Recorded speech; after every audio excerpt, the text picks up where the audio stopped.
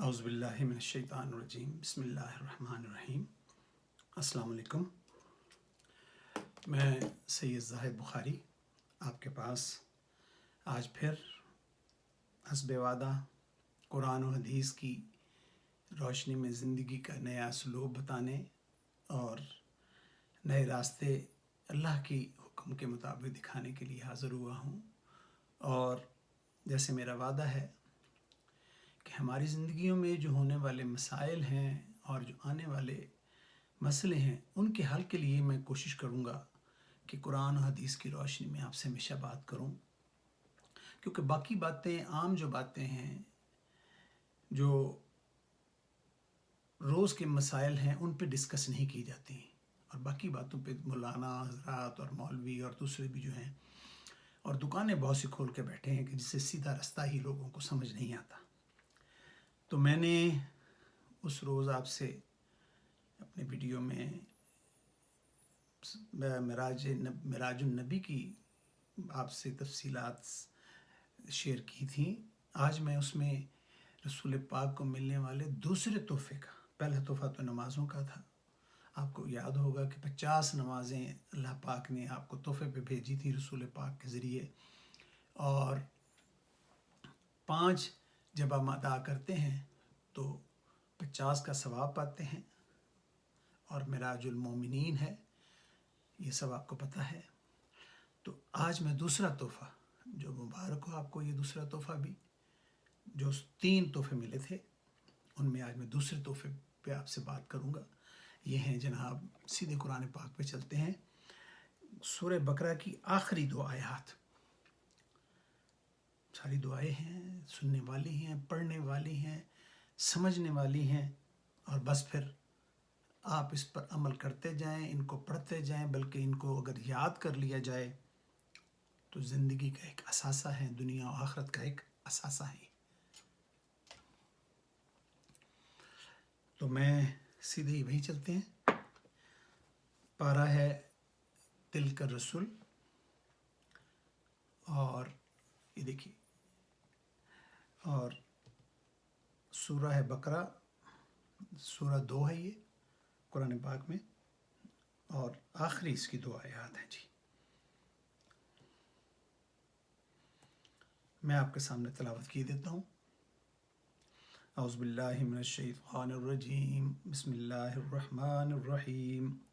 آمن الرسول بما انزل الیہ من ربہ والمؤمنون کل آمن باللہ وملائکتہ وکتبہ ورسلہ لا نفرق بین احد من رسلہ وقالوا سمعنا وأطعنا غفرانك ربنا وإليك المصير لا يكلف الله نفسا إلا وسعها لها ما كسبت وعليها ما اكتسبت ربنا لا تؤاخذنا إن نسينا أو أخطأنا ربنا ولا تحمل علينا إصرا كما حملته على الذين من قبلنا ربنا ولا تحملنا ما لا طاقة لنا به واعف عنا واغفر لنا وارحمنا أنت مولانا فانصرنا على القوم الكافرين۔ صدق اللہ العظیم۔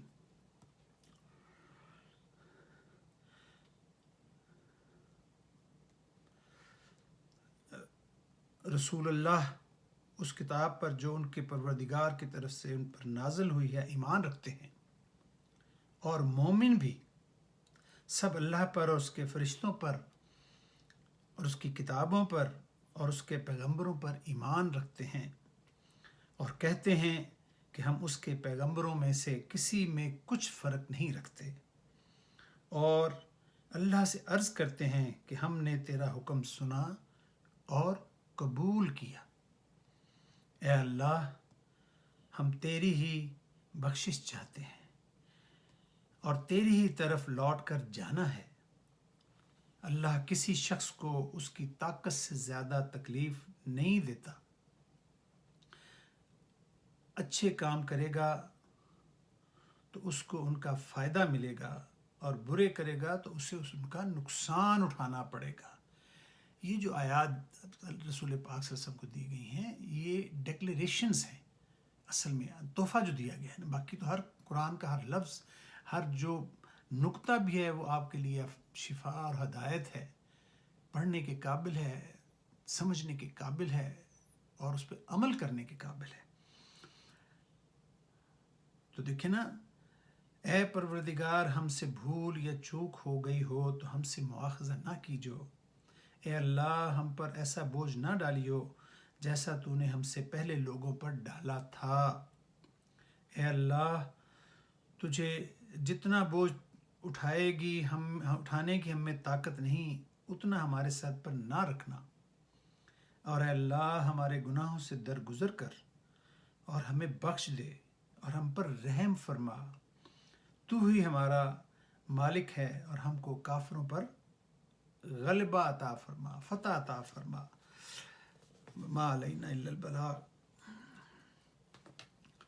تو یہ وہ دوسرا تحفہ تھا 3 تحفوں میں سے ایک، کہ جب اللہ تعالیٰ نے رسول پاک کو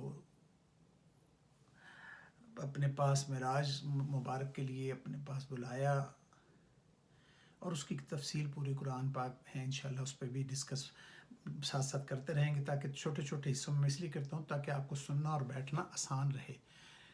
تو یہ آپ پڑھا کیجئے، یہ سراسر ہدایت اور سراسر شفا ہے آپ کے لیے، سکون کی ہے، دعائیں ہیں۔ پتے کی بات یہ ہے کہ آپ اس کو پڑھیں گے، سمجھیں گے تو انشاءاللہ سیدھا رستہ پائیں گے، اپنے لیے سکون پائیں گے، شفا پائیں گے، کامیابی پائیں گے۔ اور اس کو یاد کر لیں، ہر دعا میں، ہر نماز میں، ہر جگہ بیٹھ کے اس کا ورد کیجئے۔ یہ وہ تحفہ ہے کہ جو دنیا جہان میں کوئی کسی کو نہیں دے سکتا۔ یہ وہ تحفہ ہے جس کا کوئی نعم البدل ہی نہیں ہے، الٹرنیٹو نہیں ہے۔ آپ اپنے بچوں کو یہ تحفہ دیں، اپنے گھر والوں کو یہ تحفہ دیں، یہ تحفہ آگے بھیجیں، ترجمے کے ساتھ انہیں پڑھ کے سنایا کریں۔ میں نے پہلے بھی اپنی گفتگو میں بیان میں عرض کیا تھا کہ یہ قرآن پاک ہمارے پاس، یہ دیکھیں کس طرح ٹیگز لگے ہوئے ہیں، دیکھ رہے ہیں؟ یہ 15-20 سال سے یہ کاوش ہے۔ یہ دیکھیے، یہ باقاعدہ ان میں پنیں لگی ہیں، پنیں، یہ دیکھیں کہ اللہ تعالیٰ نے یہ ڈیوٹی لگا دی نا۔ تو اللہ تعالیٰ جس کو چاہتا ہے، میرے جیسے گناہ گار کو ڈیوٹی لگ گئی اور اپنے رستے پہ چلا دیا، آپ کے بچوں کو بھی چلائے گا، آپ کو بھی چلائے گا۔ آپ اس کی طرف توجہ تو کر کے دیکھیں، آپ کے کام بھی سنوارے گا، آپ کے کام سنبھال لے گا، آپ کی ذمہ داریاں سنبھال لیتا ہے۔ آپ اس کے لیے چلتے ہیں، وہ 10 قدم آگے آپ کے ساتھ چلتا ہے۔ آپ ایک پیسہ اس کے رستے میں دیتے ہیں، وہ 10 پیسے منافع کر کے دیتا ہے آپ کو۔ تو آپ اللہ تعالیٰ کے ساتھ چلنے کا ارادہ تو کریں، اللہ تعالیٰ کو پانے کا ارادہ تو کریں۔ اللہ پاک فرماتے ہیں کہ جو مجھے پانا چاہتے ہیں میں ان کو اپنے تک پہنچنے کے ان کو راستے دکھا دیتا ہوں، ان کو اپنی طرف لے آتا ہوں۔ تو یہ کمی جو ہے وہ ہم میں ہے۔ تو اللہ تعالیٰ سے میری دعا ہے کہ ہم سب اپنے کاموں کے ساتھ ساتھ پہلے اس کو توجہ دیں جو توجہ کا حقدار ہے، اس کو اہمیت دیں جو اہمیت کا حقدار ہے، جس کے سر پہ، جس کے بلبوتے پہ، جس کے ایک اشارے پہ آپ کو سب کچھ یہ ملا ہوا ہے۔ یہ سب کچھ آپ کا حق نہیں تھا، یہ صرف اس کی رحمت تھی۔ ہم اسے we always take as a granted,